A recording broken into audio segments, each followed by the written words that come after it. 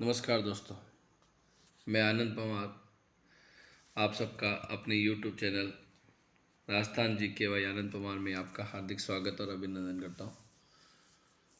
दोस्तों, कल हम लोगों ने बात की थी राजस्थान के भौतिक और ऐतिहासिक शब्दावली को लेकर के, यानी राजस्थान के जिलों में भौतिक दृष्टि से और ऐतिहासिक दृष्टि से है जो पहले उन्हें किस नाम से जाना जाता था उसके बारे में।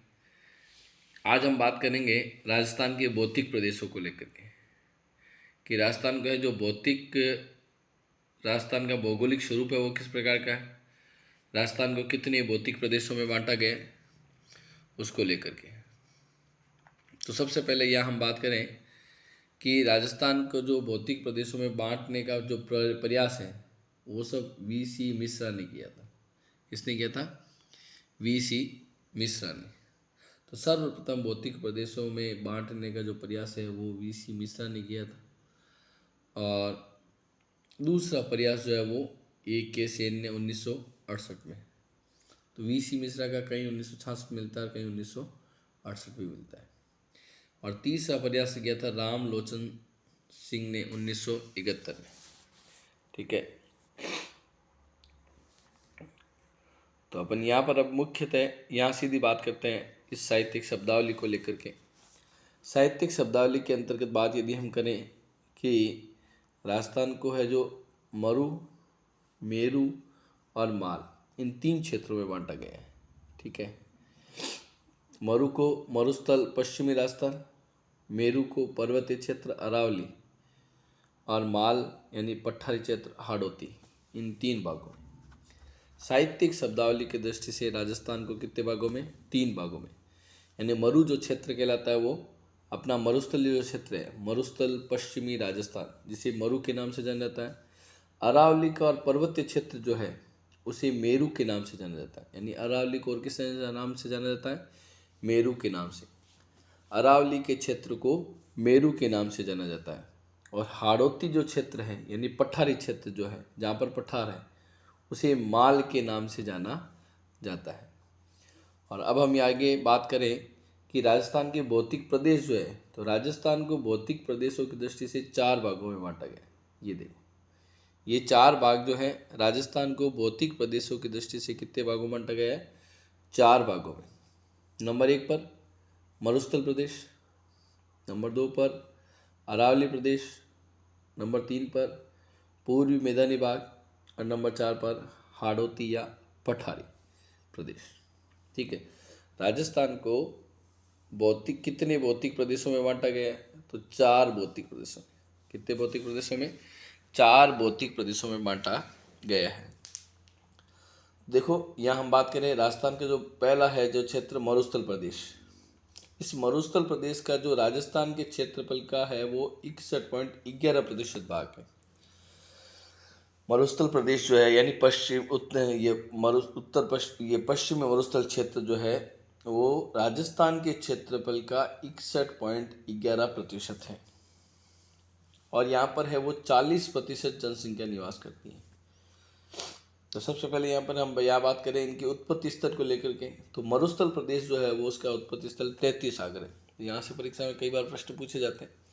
तो राजस्थान का जो ये 2 भाग है, यानी एक तो उत्तरी पश्चिम मरुस्थल भाग और एक उत्तरी पूर्वी मैदानी भाग, इन दोनों की उत्पत्ति है वो 33 सागर से हुई। जबकि अरावली प्रदेश और दक्षिणी ये हाड़ौती प्रदेश जो है इसकी उत्पत्ति है जो गोंडवाना लैंड से हुई है। यानी राजस्थान को जो 4 भौतिक प्रदेशों में बांटा गया है जिसमें से 2 की उत्पत्ति है 33 सागर से और 2 की उत्पत्ति है वो गोंडवाना लैंड से हुई है। तो 33 सागर से किस किस की? मरुस्थल प्रदेश और पूर्वी मैदानी भाग, इनकी उत्पत्ति है वो 33 सागर से हुई है। जबकि अरावली प्रदेश और हाड़ौती प्रदेश, इनकी उत्पत्ति है वो गोंडवाना लैंड से हुई है। तो अब यहाँ हम आगे बात करें इसकी, तो मरुस्थल प्रदेश जो है, मरुस्थल प्रदेश राजस्थान के क्षेत्रफल का 61.11% है। ठीक है, और यहाँ पर कितने प्रतिशत जनसंख्या निवास करती है? 40% जनसंख्या निवास करती है। उसके बाद हम बात करें दूसरा अरावली प्रदेश। अरावली प्रदेश जो है वो राजस्थान के क्षेत्रफल का 9% है। कितने प्रतिशत है? 9%। अरावली प्रदेश जो है वो राजस्थान के क्षेत्रफल का 9% है, और जबकि यहाँ पर जो जनसंख्या निवास करती है वो कितने प्रतिशत, 10% जनसंख्या यहाँ पर निवास करती है। ठीक है, तो अरावली प्रदेश जो है वो राजस्थान के क्षेत्रफल का 9% है, और राजस्थान की जनसंख्या का ये 10%, यानी यहाँ पर राजस्थान की 10% जनसंख्या निवास करती है। फिर हम बात करें पूर्वी मैदानी की।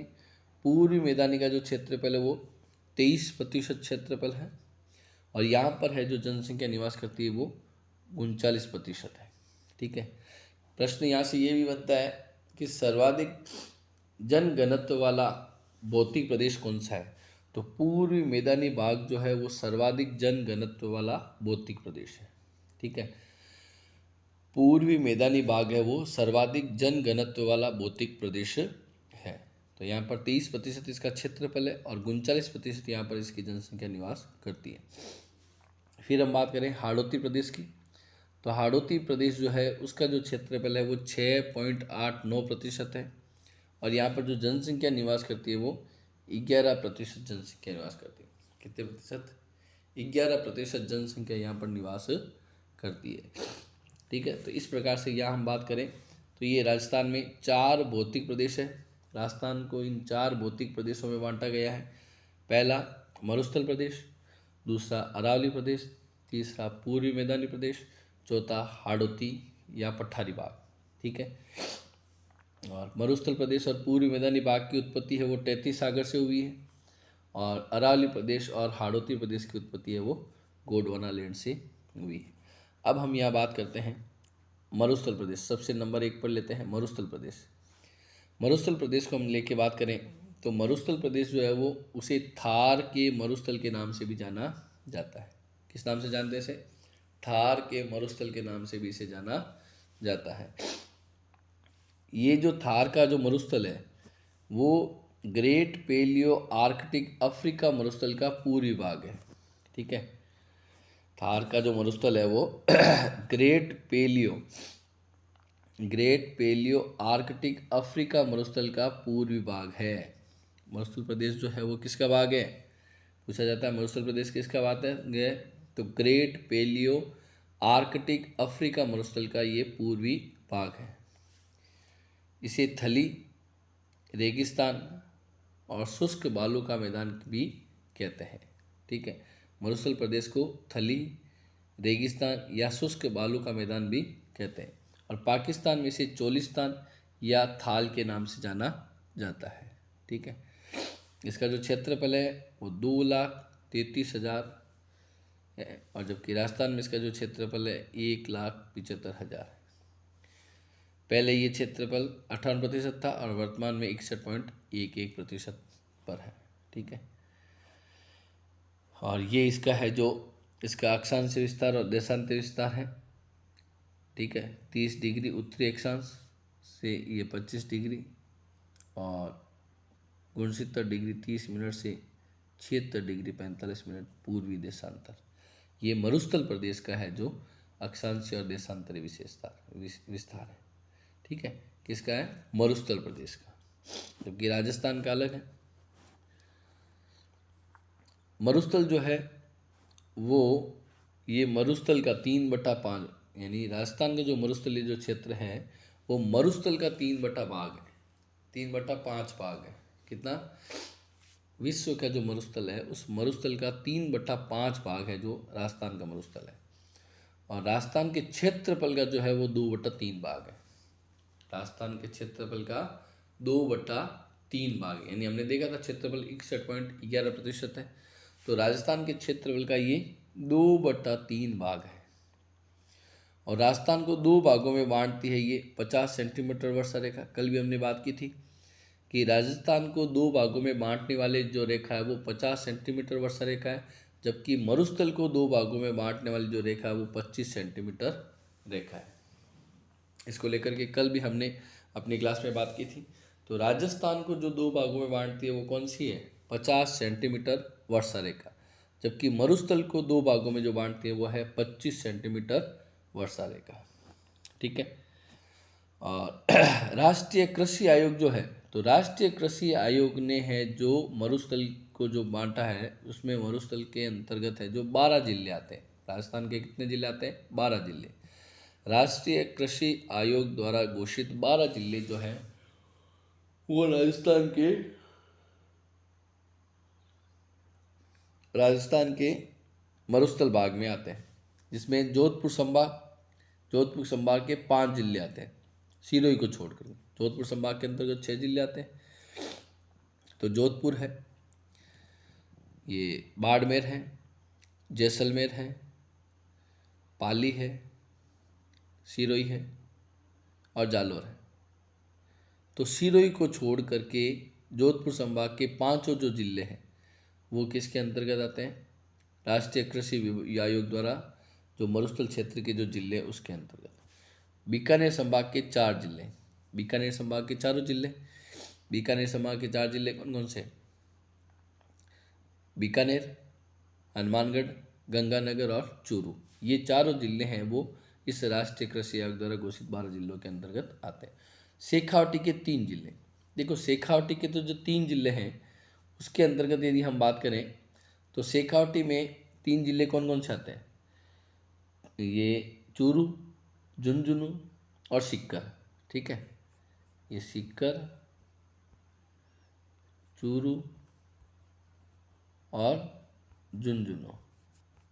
ठीक है, तो चूरू की यदि हम बात करें तो चूरू है जो बीकानेर संभाग के अंतर्गत आ चुका है। तो यहाँ पर अब शेखावटी के अंतर्गत एक जो जिला जो जुड़ेगा तो एक तो सीकर है, एक झुंझुनू है और तीसरा जो जिला यहाँ जुड़ेगा वो कौन सा हो जाएगा? नागौर। कौन सा हो जाएगा? नागौर। तो इस प्रकार से 12 जिले, तो जोधपुर संभाग के 5 जिले, 4 बीकानेर संभाग के, शेखावटी के तो 2 जिले सीकर और झुंझुनू। चूरू है जो उसमें आ चुका बीकानेर संभाग में, तो सीकर और झुंझुनू, और तीसरा जिला यहाँ पर होगा जो कौन सा होगा? नागौर। ठीक है, आगे बात सबके समझ में। तो इस प्रकार से 12 जो जिले हैं वो कृषि आयोग द्वारा मरुस्थल के जिले हैं। और विश्व का सर्वाधिक जनघनत्व वाला मरुस्थल है ये, विश्व का सर्वाधिक जनघनत्व वाला मरुस्थल है जिसका जनघनत्व कितना है? 103 व्यक्ति। और कृषि, जैव विविधता, वर्षा आदि के कारण इसका विश्व का सबसे धनी मरुस्थल कहलाता है। तो विश्व का सबसे धनी मरुस्थल राजस्थान का मरुस्थल है और सर्वाधिक जनघनत्व वाला मरुस्थल ये भी कौन सा है? राजस्थान का मरुस्थल है।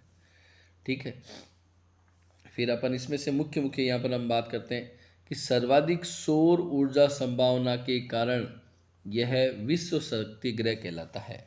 ठीक है, सर्वाधिक सौर ऊर्जा की संभावना जो है अपने राजस्थान के इस मरुस्थल के अंतर्गत है, जिसके कारण से इसे विश्व शक्ति ग्रह भी कहा जाता है। ठीक है, सर्वाधिक सौर ऊर्जा संभावना के कारण इसे विश्व शक्ति ग्रह भी कहा जाता है। और डॉक्टर ईश्वरी प्रकाश सिंह ने इसे रुक्ष वृक्ष का है। ठीक है, तो यहाँ पर अब बात करें वर्षा की। वर्षा जो है यहाँ पर 20 से 50 सेंटीमीटर की वर्षा होती है। कितनी होती है? 20 से 50 सेंटीमीटर की यहाँ वर्षा होती है। और तापमान जो है यहाँ पर 49 डिग्री सेंटीग्रेड अधिकतम है और 3 डिग्री सेंटीग्रेड यहाँ का न्यूनतम तापमान है। ठीक है, अधिकतम तापमान कितना है? 49 डिग्री सेंटीग्रेड और न्यूनतम तापमान जो है वो 3 डिग्री सेंटीग्रेड। कौन सा? मरुस्थल क्षेत्र का। ठीक है, और औसत वार्षिक वर्षा यहाँ पर जो है वो 22 डिग्री सेंटीग्रेड है। औसत वार्षिक वर्षा जो है यहाँ पर 22 डिग्री सेंटीग्रेड है। ठीक है, तापमान, ये वर्षा ध्यान रखना, वर्षा 20 से 50 सेंटीमीटर होती है और औसत वार्षिक जो तापांतर है, औसत वार्षिक तापांतर है ये 22 डिग्री सेंटीग्रेड है। ठीक है, औसत वार्षिक तापांतर है वो 22 डिग्री सेंटीग्रेड है। यहाँ का जो ढाल है वो उत्तर से दक्षिण और पूर्व से पश्चिम है। सामान्य इसका जो ढाल है वो उत्तर से दक्षिण और पूर्व से पश्चिम है। यहाँ की ये वनस्पति, इसका विशेष तौर से ध्यान रखना है। वनस्पति जो है यहाँ पर कैसी पाई जाती है? मरुद्भिद प्रकार के, मरुद्भिदी या कांटेदार या जीरोफाइट्स या फिएटोफाइट्स। इसे जीरोफाइट्स भी कहते हैं और फिएटोफाइट्स भी कहते हैं। तो आजकल परीक्षा में ये जीरोफाइट्स भी पूछा जाता है कि मरुस्थल में पाई जाने वाली वनस्पति कौन सी है। तो मरुस्थल में पाई जाने वाली जो वनस्पति है वो मरुद्भिद, कांटेदार और जीरोफाइट्स या फिएटोफाइट्स। ठीक है, तो ये ध्यान में रखनी है। और यहाँ पर पाई जाने वाली जो मिट्टी है वो है रेतीली बलुई मिट्टी, जिसे एरिडोसोल्स कहते हैं। वनस्पति तो है जो मरुद्भिद है, और यहाँ पर मिट्टी जो पाई जाती है वो कौन सी है, रेतीली बलुई मिट्टी, जिसे एरिडोसोल्स के नाम से भी जाना जाता है। प्रमुख जो नहर है वो कौन सी है, इंदिरा गांधी नहर। मरुस्थल क्षेत्र के अंतर्गत जो प्रमुख नहर है वो कौन सी है, इंदिरा गांधी नहर। और प्रमुख नदी जो है यहाँ पर कौन सी है, लूनी नदी। प्रमुख नदी कौन सी है, लूनी नदी। और यहाँ की जलवायु शुष्क और अत्यधिक विषम जलवायु है, ठीक है। और समुद्र तल से इसकी औसत ऊंचाई जो है वो 150 मीटर है। समुद्र तल से इसकी औसत ऊंचाई कितनी है, 150 मीटर। और यहाँ की प्रमुख फसलें इसकी जो है बाजरा, मोट और ग्वार। कौन सी है, बाजरा, मोट और ग्वार, ये यहाँ की प्रमुख फसलें, बाजरा, मोट और ग्वार, ठीक है। तो इस प्रकार से यदि हम यह बात करें तो यहाँ की एक तो वनस्पति मुख्य रूप से ध्यान रखना, वनस्पति है इसकी मरुद्भिद। वनस्पति कैसी है, मरुद्भिद। और वनस्पति हो गई मरुद्भिद, मिट्टी हो गई रेतीली बलुई मिट्टी, प्रमुख नहर हो गई इंदिरा गांधी नहर, नदी है लूनी, और जलवायु है शुष्क। और यहाँ की जो फसलें हैं बाजरा, मोट और गंवा, इसका विशेष तौर से ध्यान रखना, ठीक है। ये 12 जो जिले हैं जिसकी अभी हमने बात कर ली थी, तो सीकर, झुंझुनू, जोधपुर, जैसलमेर, जालोर, श्रीगंगानगर, हनुमानगढ़, बाड़मेर, बीकानेर, नागौर, चूरू और पाली, ठीक है। तो ये 12 जो जिले हैं जो मरुस्थल प्रदेश के अंतर्गत आते हैं। तो 5 जिले हमने बात किए थे, ये 5 जिले जो है वो कौन से, जोधपुर संभाग के, जोधपुर, जैसलमेर, जालोर, बाड़मेर और पाली, ये 5 तो हो गए जोधपुर संभाग के। बीकानेर, चूरू, गंगानगर, हनुमानगढ़, ये बीकानेर संभाग के हो गए। और 2 शेखावटी के, सीकर और झुंझुनू, और एक ही हो गया नागौर जो इसके अंतर्गत आता है। फिर हम यहाँ बात करें इसके उत्पत्ति क्रम की, यानी प्रदेश, राजस्थान के जो भौतिक प्रदेश है उन भौतिक प्रदेशों का जो उत्पत्ति क्रम है वो कौन कौन सा है, ठीक है। तो यहाँ पर उत्पत्ति क्रम के अंतर्गत देखिए, सबसे पहले जो उत्पत्ति हुई है अरावली पर्वत की हुई है। किसकी हुई है, अरावली पर्वत की। उसके बाद में पठारी प्रदेश की, फिर पूर्वी मैदानी प्रदेश की, और उसके बाद में मरुस्थल की। तो इस प्रकार से यदि हम बात करें तो ये इनकी उत्पत्ति स्थल है। तो अंत में है, जो सबसे अंत में उत्पत्ति है वो किसकी हुई है, मरुस्थल क्षेत्र की हुई है, ठीक है। सबसे पहले अरावली पर्वत की, फिर पठारी प्रदेश की, फिर पूर्वी मैदानी प्रदेश, और उसके बाद में मरुस्थल प्रदेश की, ठीक है। तो ये ध्यान रखना है, 2 प्रदेश जो है, 2 प्रदेशों की उत्पत्ति तैथी सागर से, और 2 की उत्पत्ति है वो गोंडवाना लैंड से हुई। यानी अरावली पर्वत और पठारी प्रदेश, इनकी उत्पत्ति थी गोंडवाना लैंड से, और पूर्वी मैदानी भाग और मरुस्थल जो क्षेत्र है इनकी उत्पत्ति थी वो तैथीस सागर से हुई है। तो अरावली है जो प्राचीन वलितमाला भी मानी जाती है, ठीक है। तो आज की इस वीडियो के अंतर्गत हमने ये जो बात की है राजस्थान के भौतिक प्रदेशों को लेकर के, जिसमें राजस्थान के इस भौतिक प्रदेशों के बारे में हमने देखा था, इनका क्षेत्रफल, इनकी जनसंख्या, इनके उत्पत्ति स्थल, और पहला जो मरुस्थल प्रदेश है इसके बारे में हमने कुछ भाग इसको पढ़ा है। मरुस्थल क्षेत्र की कुछ प्रमुख शब्दावलियाँ भी हैं जो परीक्षा के अंतर्गत पूछी जाती है, जिसका अध्ययन हम कल की वीडियो के अंतर्गत करेंगे। आज की वीडियो में बस इतना ही। तो आज का वीडियो हमारा जो वीडियो आपको कैसा लगा, तो इसके लिए कमेंट करें। यदि आपको वीडियो हमारा अच्छा लगा तो इसको सब्सक्राइब करें, और आगे से आगे अपने दोस्तों के साथ इसे शेयर करें, लाइक करें और कमेंट करें, और हमें पूर्ण रूप से सपोर्ट प्रदान करें। जय हिंद, धन्यवाद।